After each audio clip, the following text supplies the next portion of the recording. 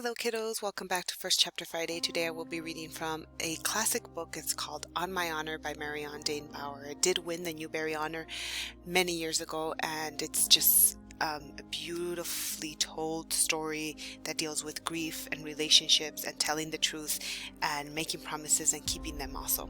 It's about two boys who want to go to the park. They're adventurous, but their dads promise that they'll be safe about going to the park. On the way to the park, they come across a river, and one of the boys, Joel, dares Tony to swim. They know it's a dangerous river, but he does persuade him, and while they're swimming, Joel gets to the sandbar, and when he looks behind him, he doesn't see Tony. Tony vanishes. Okay, and so the rest of the book, he's got to deal with the grief that causes him in losing his best friend. Chapter 1. Climb the starved rock bluffs?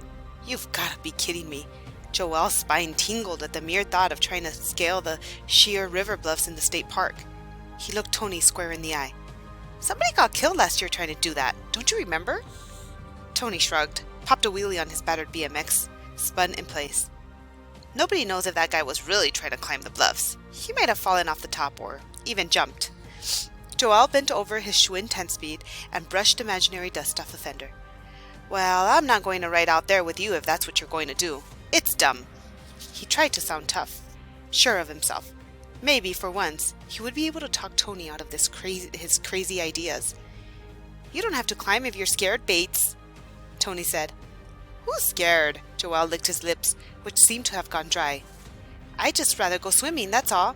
It's going to be a scorcher today. Or we could work on our treehouse. My dad got us some more wood. We can do the treehouse later, Tony said, after we get back. And I don't feel like swimming. You never feel like swimming, Joel muttered, seeing in his mind the shining blue water of the municipal pool. The truth was, Tony rarely felt like doing anything that Joel wanted to do.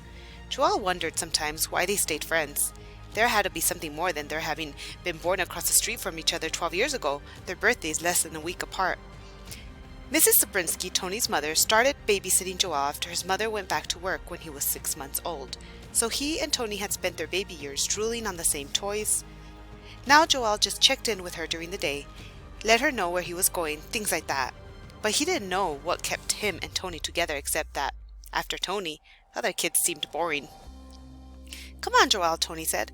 Ride out to the park with me today, and tomorrow I'll go swimming with you. Joel thought of the long, curving, watery slide at the pool. He sighed. Tomorrow it would probably rain, or Tony would have some other plan, as crazy as this one. He would pretend he had forgotten he promised to go to the pool. Joel resettled his lunch in his saddlebag behind his bicycle seat. It wasn't much fun to go swimming alone, but still it would be better than getting killed on the park bluffs. There were signs all over warning people to stay on the paths, and Tony wanted to climb from the riverside no less. The front door of Joel's house opened, and his father came out with Bobby, Joel's 4-year-old brother. Mrs. Sabrinsky was Bobby's babysitter now, and their father was always the one to give Bobby his breakfast and take him to the Sabrinskys' house because her mother had to leave for work earlier than he. Seeing his father and the firm grip he maintained on Bobby's hand gave Joel an idea. He would ask for permission to ride his bike out to Starved Rock. He wouldn't mention about the bluffs, of course. He wouldn't have to. His father was sure to say that the ride to the park was too far, too dangerous. His dad always worried about things like that. Tony would be mad that he had asked, but they were supposed to ask after all. At least Tony wouldn't be able to say that Joel had stayed home because he was chicken. Hi, Dad, Joel called. This was going to be easy. Can I bike out to Starved Rock with Tony? He turned his back slightly to Tony to avoid seeing what he knew would be a dirty look. His father stopped and squinted against the morning sun that had just risen above the houses across the street. All the way to the state park? He repeated, as though there were some other Starved Rock in Illinois. Yeah, Joel said. It's not so far. Probably only 10 or 12 miles. More like 8 or 9, I think, his father said, approaching with Bobby in tow. But it's still a long ride.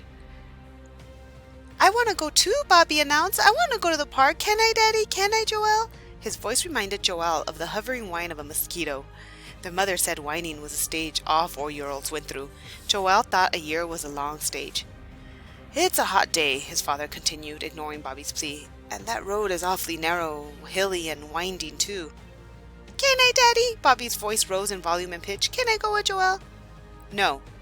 Their father shook his head. I'm not even sure these two are going anywhere. Now, you run across to the Sabrinskys, but be careful, Bobby. Watch for cars. There were almost no cars to watch for on their quiet street, but their father always said things like that anyway. Bobby went, his lower lip sticking out like a shelf. We'll be careful, Dad. Joelle could hear the whine in his own voice. He sounded almost as bad as Bobby. He sounded as if he really wanted to go. We will, Mr. Bates, honest, Tony pleaded. The park's not that far, and there's not much traffic during the week. Joelle's father ran his fingers through his hair, leaving it standing on end.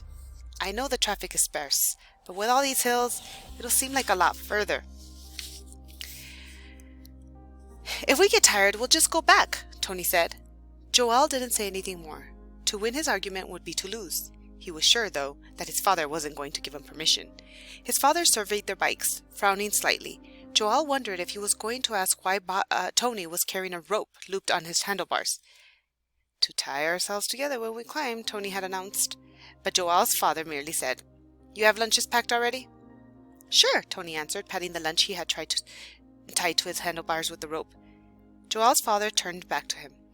You know you have your paper route this afternoon, Joelle. Joelle nodded. He knew.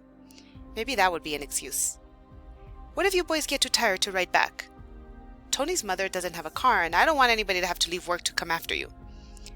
Tony was looking at Joelle, obviously waiting for him to play out his side of the argument.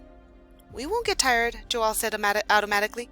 His father's eyes seemed to know better, but he turned to Tony and said, Does your mother know what you're planning to do? Sure, Tony answered cheerfully, and Joelle knew without even checking Tony's face that he was lying. He never told his mother anything if he could help it, and she was so busy with the littler kids that she didn't even ask many questions. His father merely accepted Tony's word with a nod. Grown-ups could be really dense sometimes, but then he almost redeemed himself by suggesting, How about trying the country road that goes out of the town the other way? It's flat and would be easier riding. It doesn't go anywhere, Tony complained. Besides, it's boring. Nothing but cornfields on every side. No bluffs to climb, Joelle added silently. Joelle's father sighed, buttoned his suit jacket, and then unbuttoned it again. The sigh gave Joelle's stomach a small twist. His father wasn't actually considering giving permission, was he? Tony's father could have answered in a second. He would have said no.